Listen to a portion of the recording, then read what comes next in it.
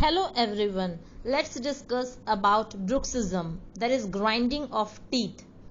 Definition: bruxism is defined as clenching or grinding of teeth when the individual is not swallowing or chewing. Now the clinical features of bruxism: first, facet patterns are present. Second is bruxism occurring during rapid eye movement. Sleep is most damaging.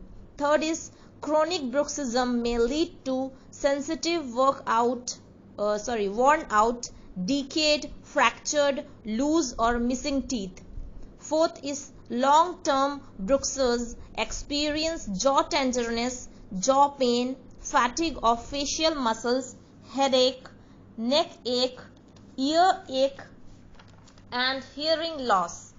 Now the fifth point of clinical feature is that is bruxism may damage the TMJ. Malocclusion or deep bite is most common among bruxers. Seventh is there may be loss of integrity in periodontal structures resulting in loosening or drifting of teeth, and even gingival recession occurs. Now the etiology. What is the etiology or the causes of bruxism? The reasons why the grinding of teeth occurs in a human being. It occurs due to mild occlusal disturbances. Second is gastrointestinal disturbances or endocrine disturbances. Third is due to emotional tension. Fourth, it may also occur in occupations like watchmakers.